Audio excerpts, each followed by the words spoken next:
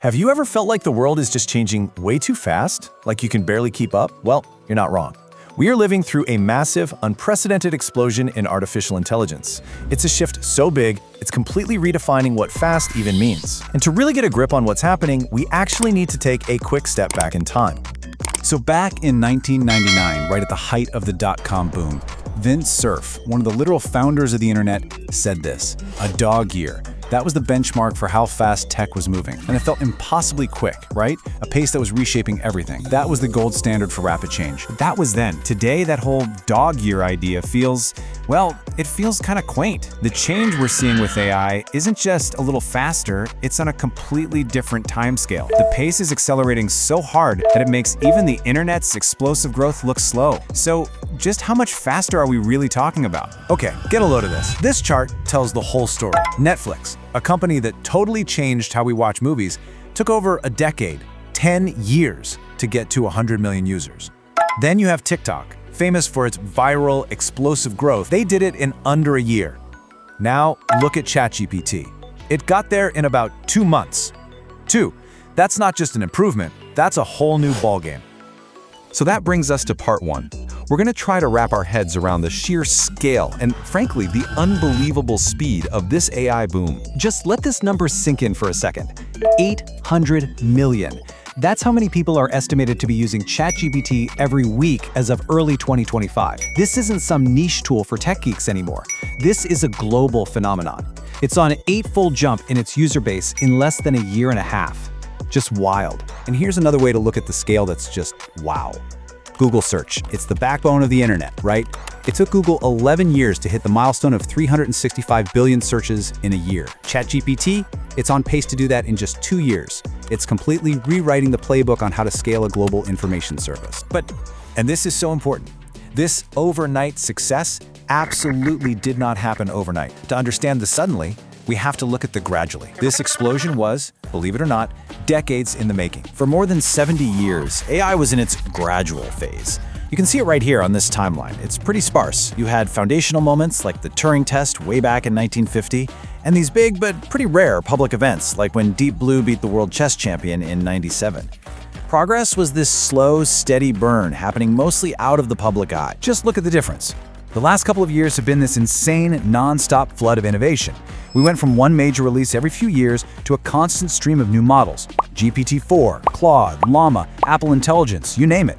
The pace of breakthroughs just went vertical. So what happened? What was the trigger? Well, it was really 3 key things that were quietly compounding in the background, building on each other. First, the amount of data we have to train these models, it's been growing by 260% every single year.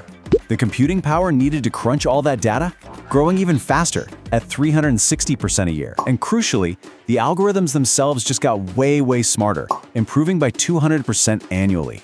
It was the perfect technological storm.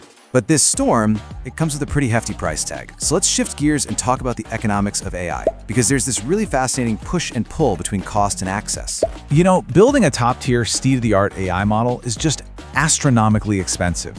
As you can see on this chart, the training costs have gone through the roof. We're talking from maybe tens of thousands of dollars for early models to well over $100 million for a single new one. This is one of the most expensive technological projects in human history. And it is not slowing down. The CEO of Anthropic, one of the top AI labs, says he thinks we could see the first $10 billion training runs as soon as 2025. The price to play at the cutting edge is just exploding. But, and here's the paradox, while the cost to build these things is skyrocketing, the cost for you and me to use them is absolutely plummeting. And that's all thanks to incredible advances in hardware. Just look at this number from NVIDIA. In a single decade, the amount of energy it takes to generate a token, which is basically just a word or a piece of a word, has dropped by a factor of 105,000. That is a mind-bending leap in efficiency, and it's what makes AI so much cheaper to use. So this creates this huge economic puzzle, right? If it costs a fortune to build but gets cheaper and cheaper every day to use, how does this whole market work? Who can even afford to compete? Who's paying the bills? And who's going to win in the end? This whole dynamic sets the stage for our final part, a new global race.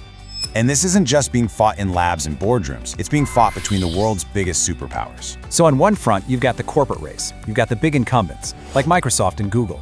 who are using their massive user bases to push AI out to billions of people. But at the same time, you have the challengers, like OpenAI and Anthropic, who are pushing the research forward and forcing everyone else just to keep up. But the real high-stakes game here isn't just about who gets more market share. It's about geopolitical power. The race for AI leadership is quickly becoming the defining technological competition of our time. And right now, let's be honest, it is a two-horse race. This chart shows you the total number of large-scale AI systems built by each country. The United States and China are so far ahead, they're basically in a league of their own. They've created this duopoly, and the rest of the world is just trying to play catch-up. As Meta's CTO Andrew Bosworth puts it, this is our generation's space race. The stakes are just as high. Whoever leads in AI could very well lead the world, period. And in this kind of race, there are no secrets. There's just progress. All of this has led to this really important new idea called sovereign AI. It's basically the belief that for a country to control its own destiny, it must have the ability to produce and control its own AI. Everything from the computer chips and the data centers to the talent and the models themselves. It's not just an economic issue, it's a national security issue. So we're left with this incredibly complex situation. You've got soaring costs for the people building AI, but wider access for all of us using it. You have companies and entire countries locked in this intense race for who gets to be on top. That gradually then suddenly moment, it's here, we're in it. And that leaves us with this final, really powerful thought from the late Stephen Hawking. The stakes, they literally could not be any higher. This AI explosion is without a doubt one of the most important things to ever happen in human history. And the crazy part is, we're all living through it right now. The real challenge for all of us is to figure out how to harness its incredible promise while being smart enough to manage its very real risks.